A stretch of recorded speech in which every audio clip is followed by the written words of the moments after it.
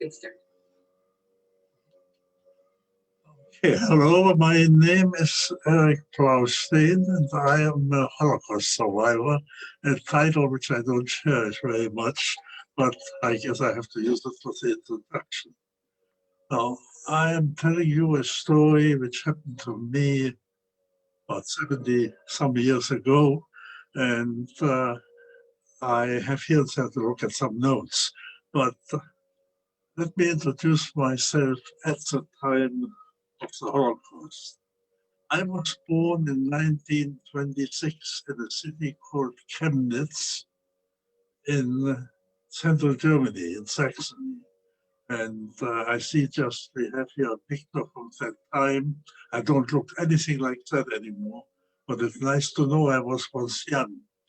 I was born into a typical Jewish middle-class family, which wasn't particularly Jewish, but we had some connection to Judaism. At the time, Germany was a Republic of Weimar, and constitutional citizen rights were highly respected. So Germany was a civilized nation, and people lived pretty comfortably.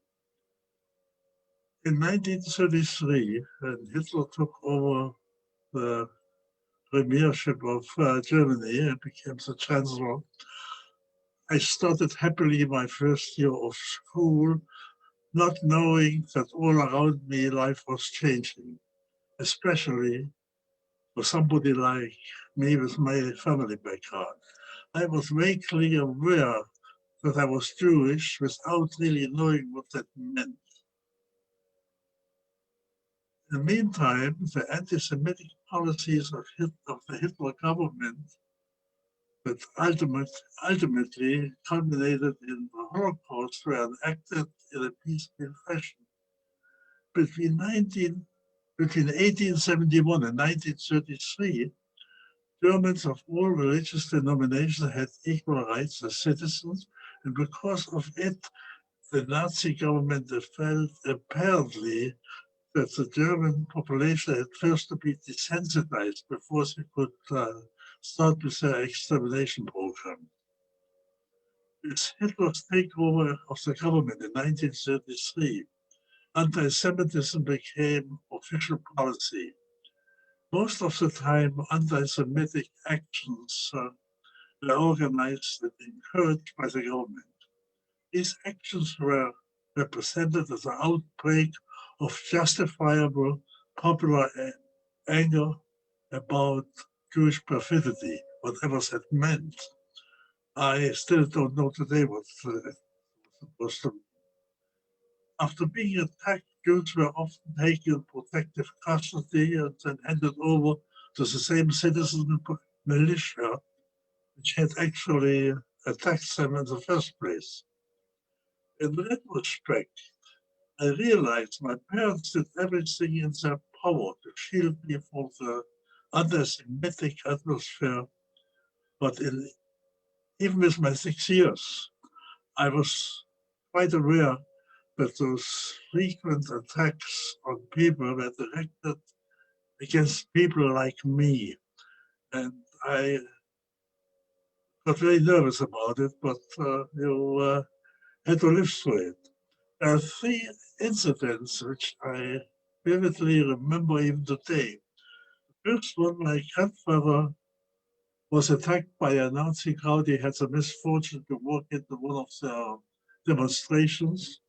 And he was an Orthodox Jew, easily recognizable, and they beat him up. Grandpa had an arm bandage when I saw him, and it had some bandages on it too. It frightened me because he was a nice man. The next thing was my father got dismissed from his job as a vice president in a department store organization. The reason was he was Jewish. I wasn't entirely sure at the time what it was, but I knew he was fired without cause. And then the third thing which really got me involved was we were told to move out of our apartment, which was in a very nice neighborhood with fantastic children, playground area. We were told Jews were not tolerated in this particular area, and we had to move out.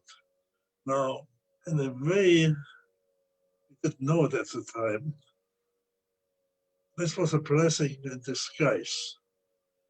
We couldn't, my father apparently could not find an apartment they wanted to rent, where the owners wanted to rent to the Jews. And my grandfather, after his problems with getting beaten up, decided that he had enough of Germany, and he left Germany for Israel. At that time it was called Palestine. Now my father had grown up in this apartment. He also had gone in World War I in 1950 into the army from there. They had served 3 years as an officer, as a lieutenant in the German army. So he was very proud of it. But the owner of those houses was by now a fellow who was about my father's age. He had inherited it. And he was also had been a soldier in the German army, an officer. And he loved my father. He had much respect for him. And he was his comrade. Now, this gentleman also was one of the leaders of the German war veterans organization, and it helped us later to survive the Nazi time. But he approached my father and said, "Hey, you're looking for an apartment, your father is leaving. That apartment is free, why don't you move in? I have no problem with a Jewish family living there. Matter of fact, I'm your friend." So we moved into this area. It was a lesser neighborhood, I would say. Nevertheless, it solved our problem. I had to go into a different school, second grade, but it wasn't so bad. And in the neighborhood, everybody knew my father because he had grown up there, and the old timers were very nice. So we didn't feel anything of anti-Semitism in the neighborhood. Things were pretty easy for us. But my my mother started to open a textile shop, and she was also a master seamstress, so she opened a tailor salon. My father started to work as an independent accountant, and we actually lived pretty bad. We were just socially restricted, and while my parents had a lot of, or mostly non-Jewish friends, and our house was a kind of meeting place. Well, within about 2 years, those non-Jewish friends slowly disappeared, and new friends came, which all were Jewish. Now, 1935, the Nazis stopped all pretenses, and they had a meeting in Nuremberg where they passed what was later called the Nuremberg laws, and it took away all the citizen rights of German Jews. German Jews were now outside the law and ruled as a foreign body with no rights whatsoever at the courts. The laws were very rigorous. They prohibited social intercourse between Jews and non-Jews, and one could go to jail for just stating a non-Jewish person. The marriage was out of the law and could not happen, and Jews could not be anymore educated at universities. That meant Jews were out of professions like law, medicine, and so on. So I still was going to school, and things were pretty easy. School kids were not yet Nazified. But things started to move. Teachers were sort of separating me a little bit from the other kids. There were remarks made by teachers about the Jew. I was giving different answers than other kids. It was pointed out. And by third grade, which was about 1935, I had my first anti-Semitic incident by myself. It wasn't benign. I got attacked by kids from another class. Now, lucky enough, some of the kids of my class saw that they felt that one of their class was attacked by kids of another class. They came to my aid and defended me. So I actually, I think we even won the battle, but because other kids were running off after a while. So I went home and my parents were very shocked when I told them. But I was really shocked when I got the next day to school and the kids which had so valiantly defended me didn't talk to me, stayed away from me, except for one boy. And when I started to figure out they had gotten home and apparently talked about the incident, and parents had asked, who is that boy? They told them, oh, that's a Jewish guy in our class. Parents told them, stay away from him, he is trouble. The boy who stayed with me, when I asked him how come he was not going with the others, he said his father told him he will not recognize him as his son if he leaves friend in need and sends him down the train. But I realized today his father was an anti-Nazi and was shocked about what has happened and wanted his son to take care of me. And this boy really stayed with me as long as I was his, and was my friend. However, he was teased about that by other kids.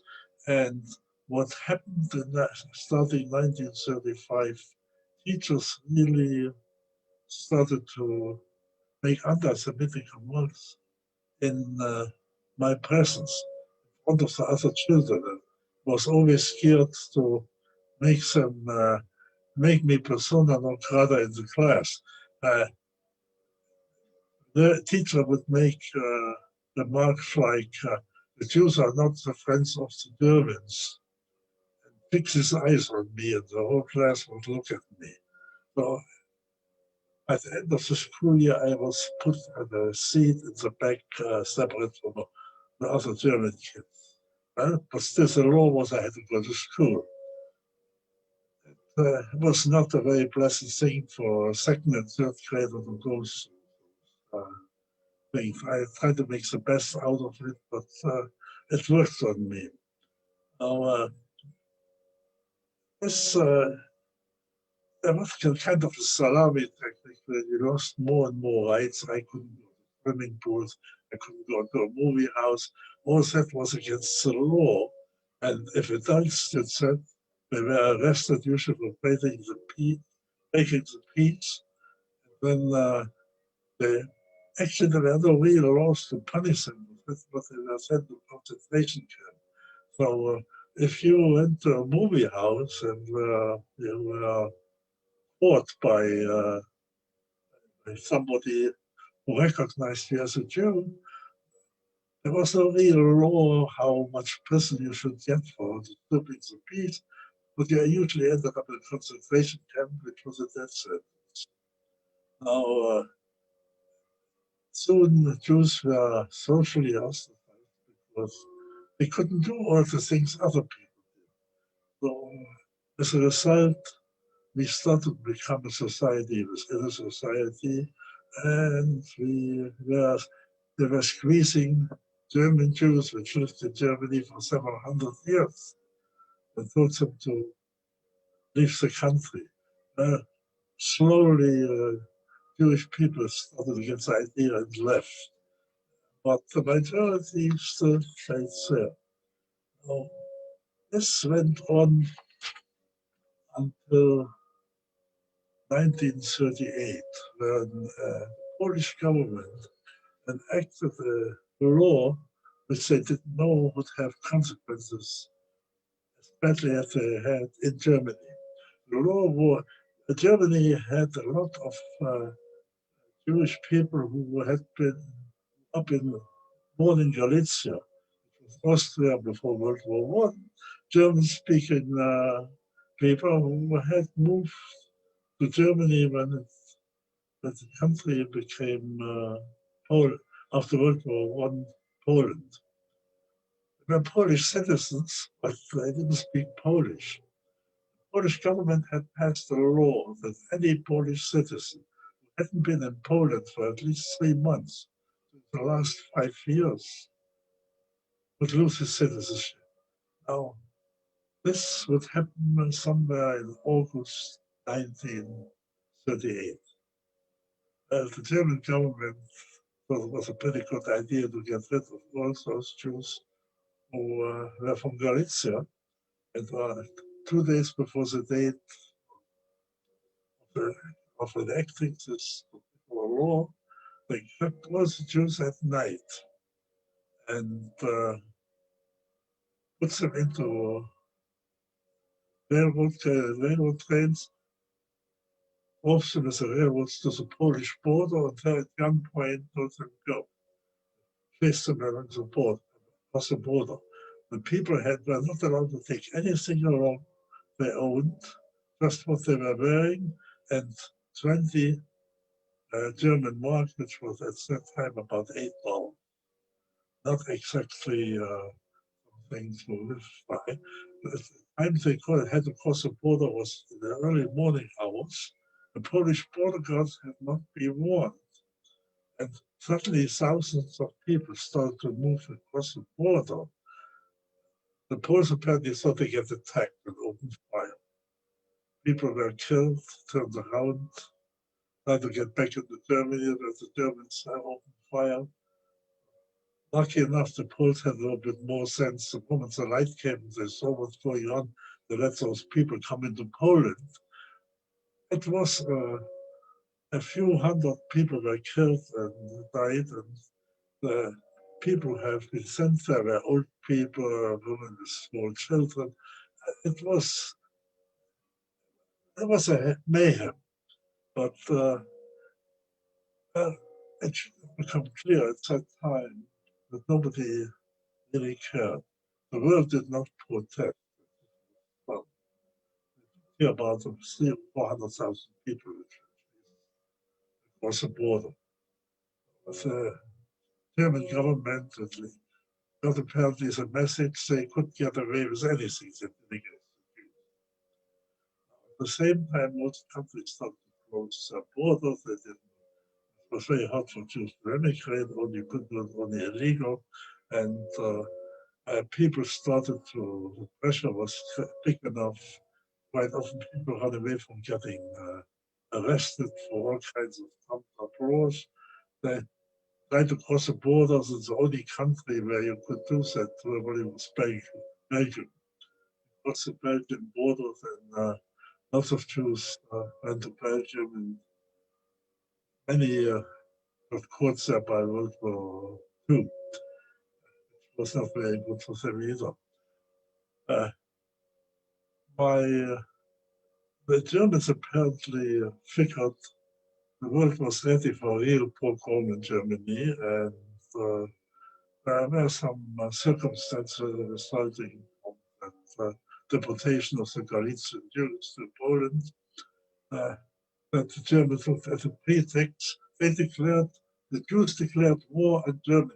Therefore, we declare war at the Jews, and the 9th of November 1938, there was a post-uprising of the German people. They destroyed all the Jewish stores, including department stores, plundered was the merchandise there. They burned all the synagogues and Jewish offices, and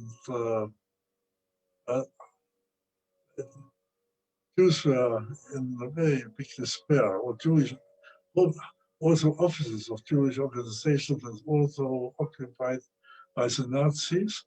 And the worst thing was that they went and arrested all Jewish men, aged 16 and upward.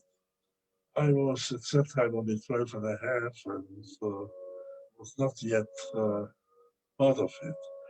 Our landlord, who had rented this apartment, apparently had gotten wind of it, and he asked my mother, please get your husband and bring him to my apartment.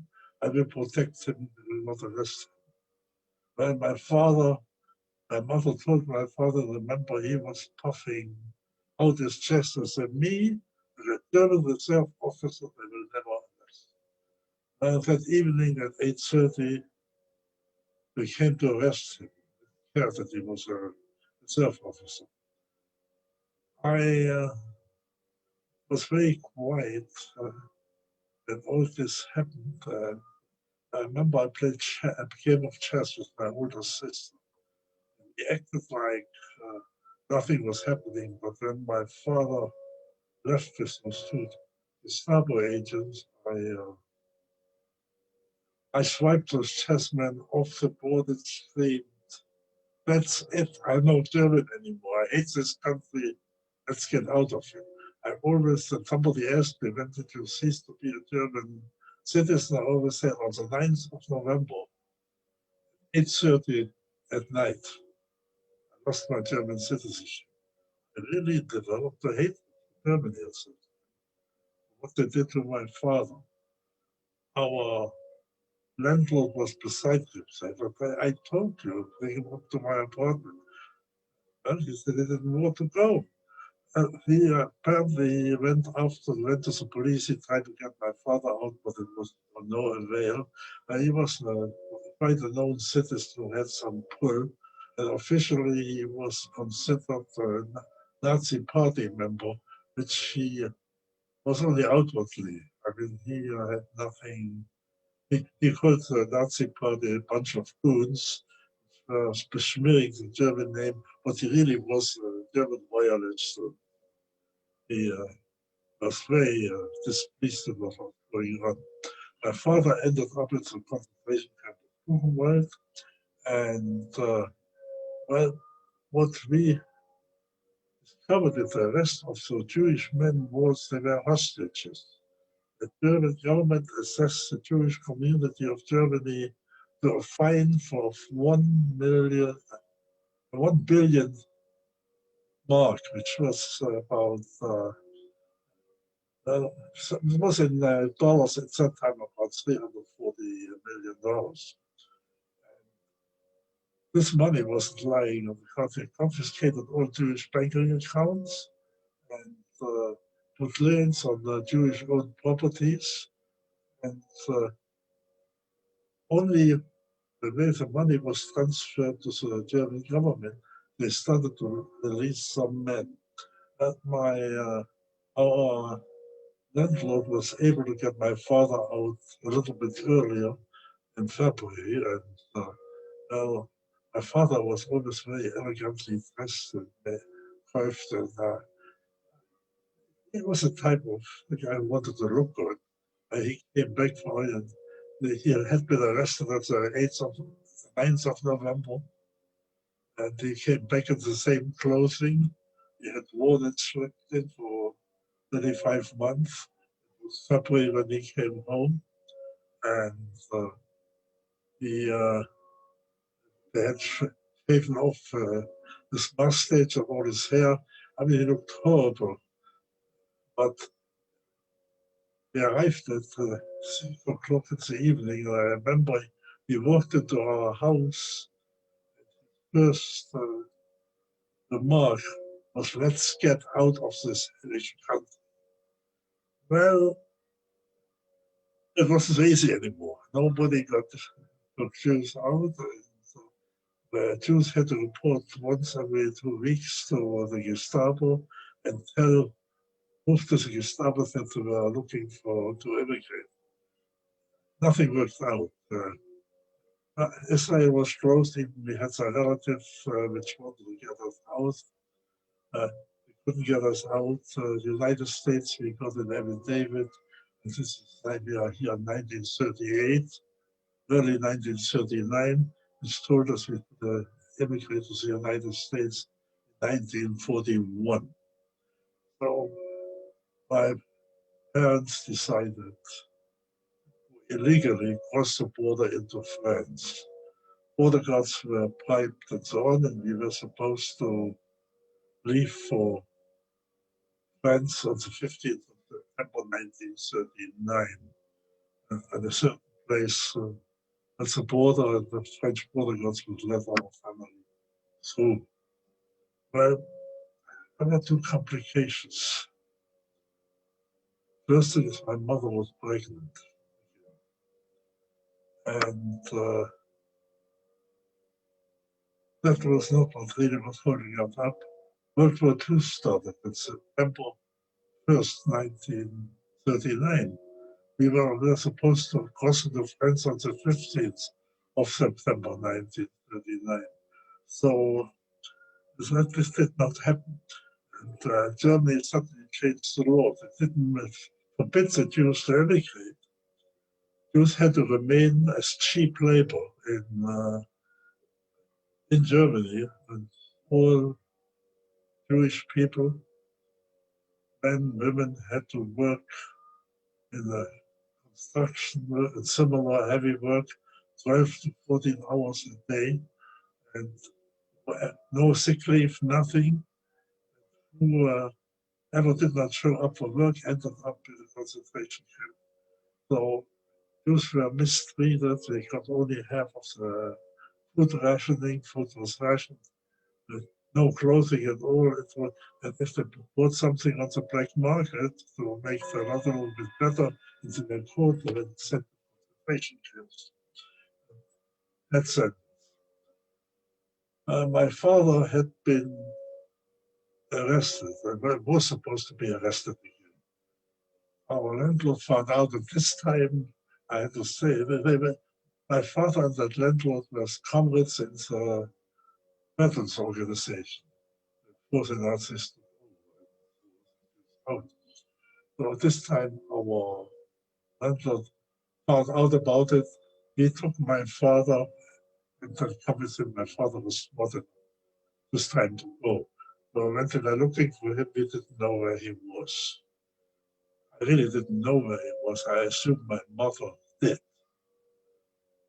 But he was somehow, what we learned later, our landlord was working with the German underground. He got my father false paper, and he went underground and became a worker in a chemical factory in a different city.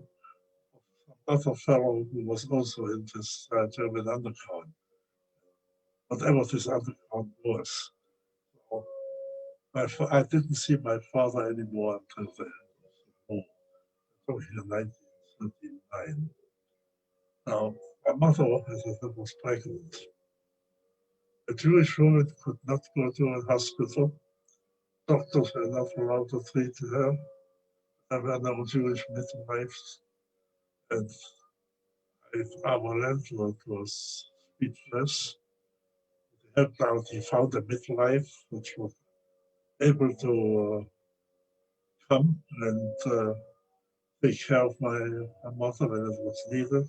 But to get her, when my mother started to give birth, I was the guy who had to get that midwife, which lived on the other side of town. As a Jew, I could not take the streetcar. I had to I ran the whole way. I think it was about 2 miles. I was so frightened. Yeah, I was a not yet 13-year-old boy who gets his midwife. She came and there were some complications. She needed another pair of hands to help to reach things for her. And I was put into service. I was in the room when my youngest sister was born. It must have been a shock to my mother that I have a 13-year-old son being there to help at the birth. I grew up very fast. But more than when my sister was born, I became a man. I soon was also forced to work in a factory. Our landlord had arranged for me that I didn't have to work at this work. I worked in a ammunition factory. I was a little bit better off. I had also much more time to help our family to have a little bit more food.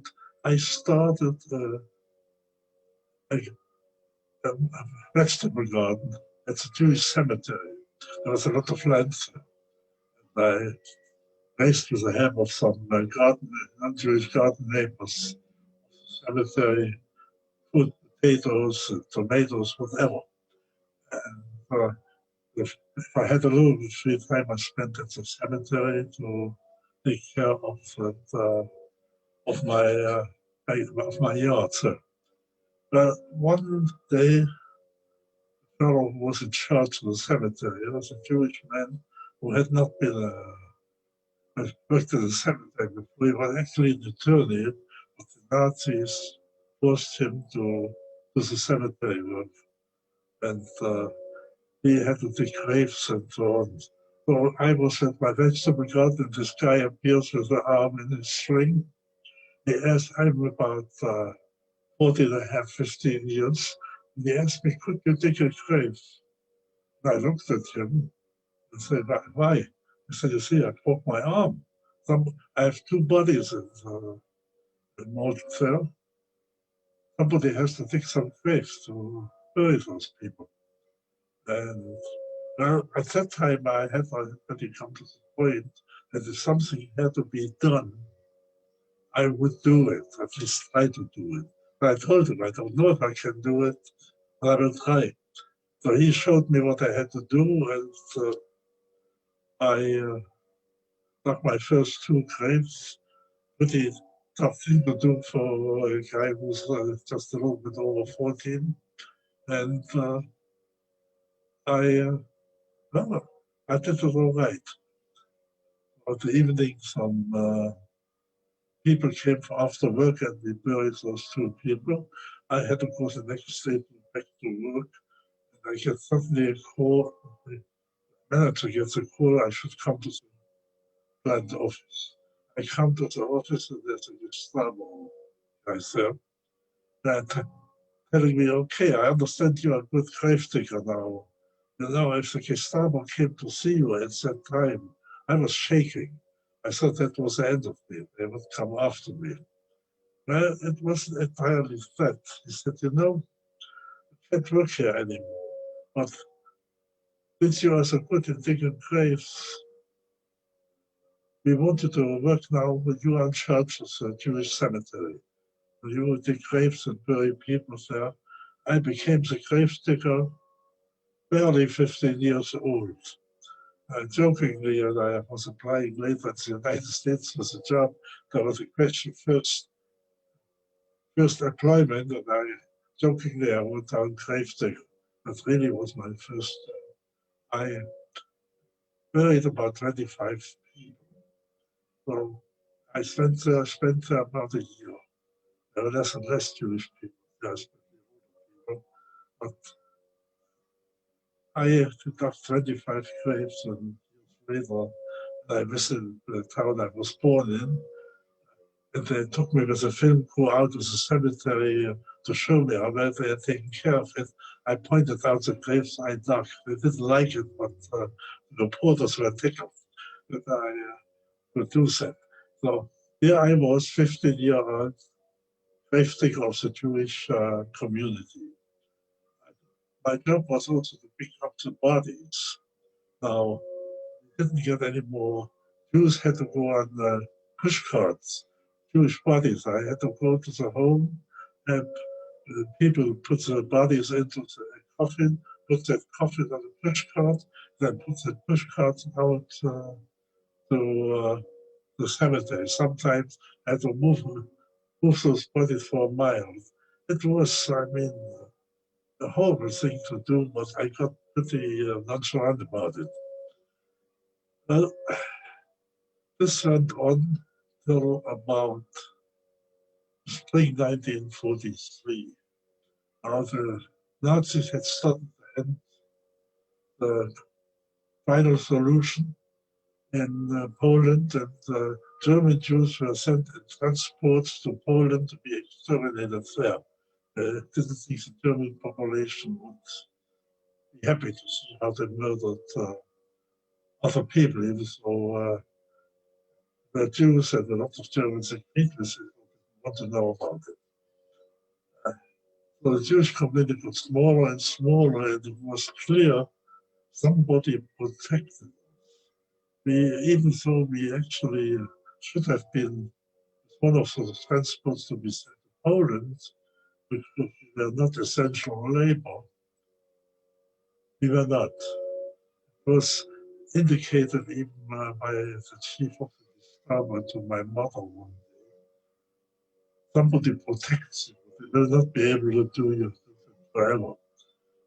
I knew it was essential. We had some connections in the government, and I used them now I have. There were two transports from my hometown, and they deployed the Jewish population there. After the second transport, there were 2 Jews left. Needless to say, also the Jews transported to Poland, about 3 or 4 reappeared, came back. The rest was killed. In mid-1943, our landlord called me to his home and says, I can't protect you anymore. They will arrest you and send you to a concentration camp or to Poland, kill you. What I can do for you is hide you. So you have to go into hiding. And it means you can't stay anywhere too long. You have to go from home to home. So I became a fugitive with false papers. I traveled from, usually I couldn't stay much longer than 2 or 3 weeks at any place because I was of nearly military age. I looked a little bit older than I really was. I was 16, 17, but I looked more like 18, 19, and those young men were in the army. So if I went somewhere, the question was after a few weeks, my neighbors, who is it? And they always know it's a nephew, it's my grandson. But I had to move on. I had been recognized. They always were wondering, why isn't that guy in the army? So I moved on. And somewhere in September 1944, they caught me in the city of Bielefeld in Western Germany. And by 1944, the German army had a lot of deserters. I actually was caught because they thought I was a deserter from the army. Now, the deserter from the army was executed before sundown, the same day they had caught him. To save my life, I had to tell him I was a Jew. It's very laughable. Jews were not killed by sundown. By law, they had to be sent to concentration camps to be killed. So I figured the war was going towards the end. I was buying time for myself. And I was right. It was mid-October 1944, before they had a transport to concentration camp. Auschwitz, that was already captured by the Russians. The place they could send me was Buchenwald in central Germany. Then I arrived there, and the old camp prisoners, Germans now, not Jewish prisoners, everyone else was there. Sort of tried to help as much as they could, but there was some kind of a camp underground already. And one of the leaders of that group was a fellow we had known. He was a neighbor of ours in the first apartment we had to live in 1933. He had been a communist councilman in the city. He was I somehow had his name, and I arrived there, and I was transferred to a barrack. I asked the cabo there for this fellow who was known under the name Hans. And I remember that cabo looked at me and said, "Why do you think Hans wants to see you?" And I had to tell him, because if he hears that something happened to me, your neck will be in. So I bluffed. Half an hour later, that cabo said, "Come with me. Hans wants to see you." So that's why people who had created already some kind of underground organization were all non-Jewish persons. And to make a long story short, this Hans saw me. It took him a few minutes to realize that I was not my father. He had expected my father to see him. But I had to explain to him I was his son and I knew enough about the daughter he had that he believed me. And then he gave me the fact of life. "Now you are a Jew, they will kill you tomorrow morning for entertainment." But they always do that. There are no Jews here. Jews get killed within one day. You have to die right now. And I was really shocked. I turned to my cab and said, "Do you have anybody in your barrack who's about his age, who is about to die?" This my luck, not of luck, was another person.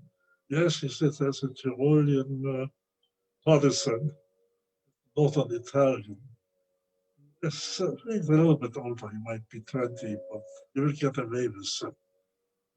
He's on his last leg." So I say, "Get his number." I don't know how they did that. I was a terrorist. They took my number off. They took my identification as a Jew off. They put, apparently the guy had died. They put my identification on the body of this guy. And I got his identification thrown on by a camp tailor. And I was suddenly an Italian partisan, a political prisoner, but not a Jew anymore. Well, the next morning, my fake body was put out because I had to account for bodies, not only living people. And I was there as a prisoner for a few months who had been a Tyrolean partisan. Well, they were afraid that I would be recognized by some of the people. And I was sent with an outside working detail to a camp which was equipped with sites where nobody knew me. And I was assigned to work at a gasoline plant, to build a synthetic gasoline plant. So I had it pretty easy. I didn't get my job was to switch just the lorries which brought materials in. And but one day they brought a bunch of Italian prisoners of war. And those Italians, they acted like they didn't speak German. Whatever they told them, they didn't know what to do. But they wanted them to work, and somebody had the bright idea. So there was a Tyrolean prisoner, namely me. The Tyroleans are bilingual, they speak German and Italian. They grow up this way, populations there.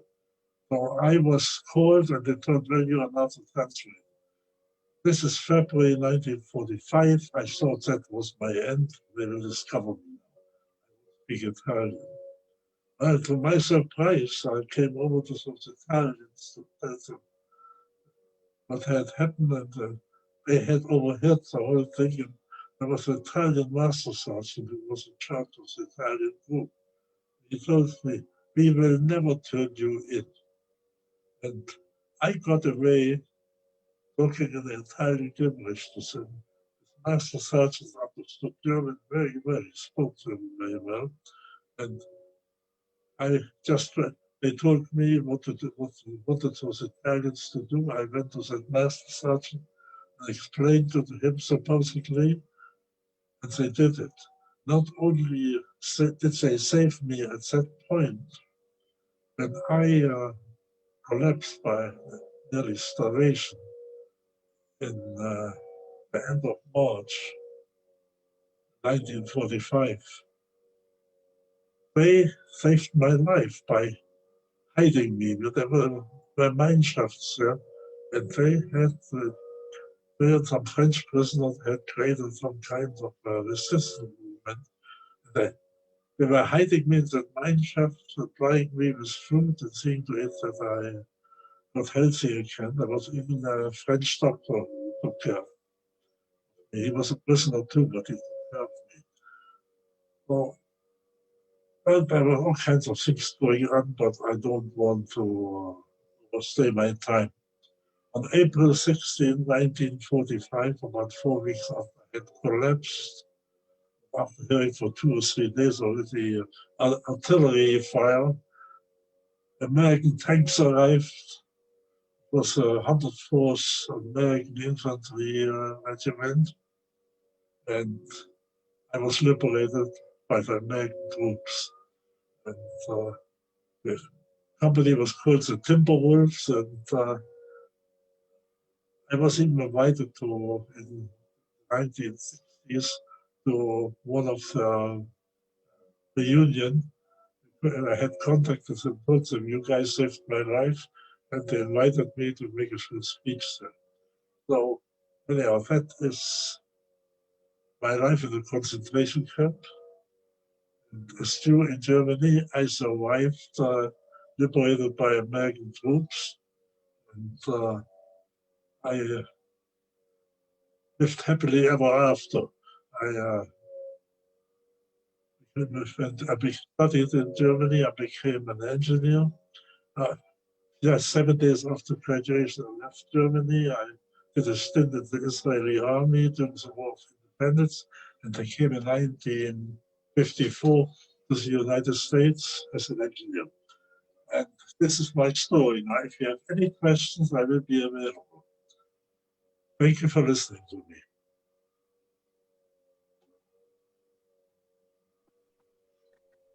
Hi, Eric. Thank you so much for sharing. We do have a couple questions.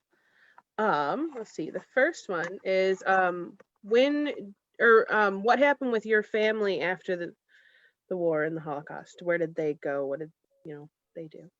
My family survived the war thanks to this landlord we had and the family we are now in contact with. He saved my father. My father was caught after all, but only in February 1945. He went to Theresienstadt, but they didn't have enough time to kill him there. So he survived too. My mother and my 2 sisters were hiding on a farm in Western Germany. By that time, there were so many refugees around, especially women, that there was no big danger that they would be covered. We all reunited after the war, and as I said, I became an engineer. My father became accountant for the Supreme German Court. He lived to the ripe old age of 95 years. So, yeah, I became actually he became quite religious and became head of the Jewish community and taught Jewish boys to become bar mitzvah. On the side, he was an expert witness for the German Supreme Court in accounting lawsuits. So we did pretty well. We all survived. And both of my sisters, we came to the United States. My older sister passed away a few months ago. Younger sister lives in Kentucky, and I in Chicago.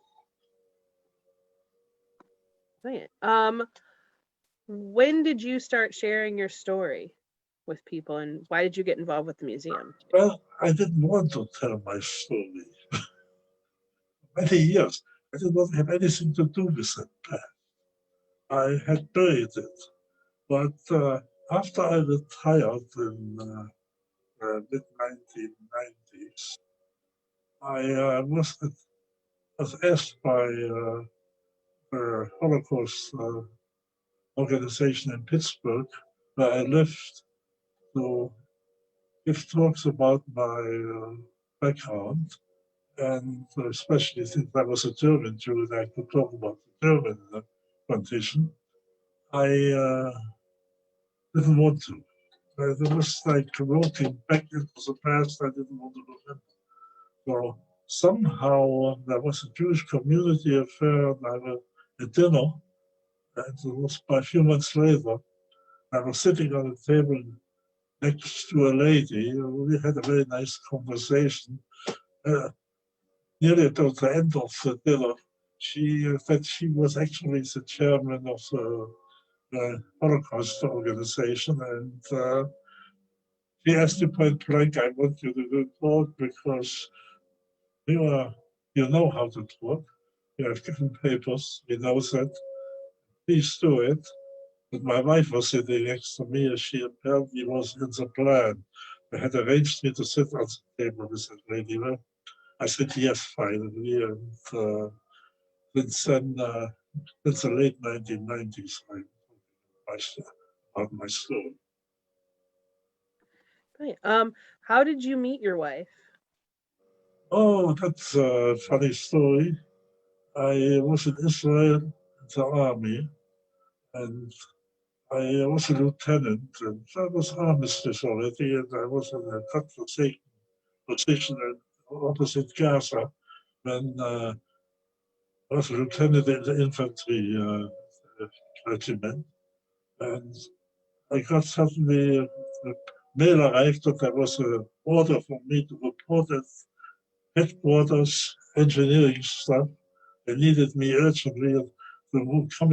I was transferred as soon as possible. I never saw a guy picking up his stuff as fast. Before that jeep with the mail could leave, I was sitting next to the driver with all my belongings that they take me out of. I got to the headquarters there. Now, there were people in ironed uniforms, and I was dirty after 3 weeks not washed, not shaven. I looked horrible with a dirty steel helmet, a rifle, and here's the headquarters. Everything is clean, nobody has arms. It's about 20 miles behind the front lines. And I thought I have to talk to the colonel here. And, there was this snooty corporal, female corporal sitting there. She looked at me, she didn't like what she saw. And she told me later I smelled. She was right, I'm pretty sure. And we got into an argument. She couldn't, but the colonel was busy. I said, for heaven's sake, I'm in an urgent transfer here. There's something they want me to do. And I guess I raised my voice, and the colonel came out. He had one look at me. He said, yes, I want to see you, and I need you. But you can wait until you have a shower and clean up. So I came a few hours later there, and I ignored that corporal. I did that.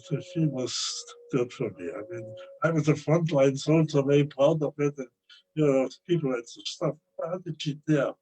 But when I left, I somehow heard the voice, the female voice calling after, Lieutenant, you clean up very well. So somehow I turned around, we smiled. I had a date with her that evening. A year later, I married her. I love that story. One last question. What lesson or message do you want people to take away from hearing your story? What I take away from after taking away, well, think about it, how easy Germany was converted from a full democracy into dictatorship, into a murderous dictatorship, which after Hitler was gone, about 50 million people were dead all over the world, including 6 million Jews. So the question, as I think about that, it could happen anywhere. And we have right now a president who doesn't want to leave.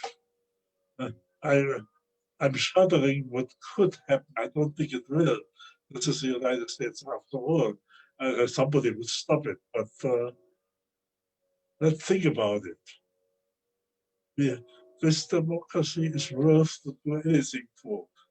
You don't need dictatorship in this country. Thank you so much. That is all the questions we have. I'm gonna let you say goodbye to everybody. And Well, I'm happy you let me give this message to the people, and I hope I didn't talk too long. It's a long story. I covered 13 years. So thank you for having me.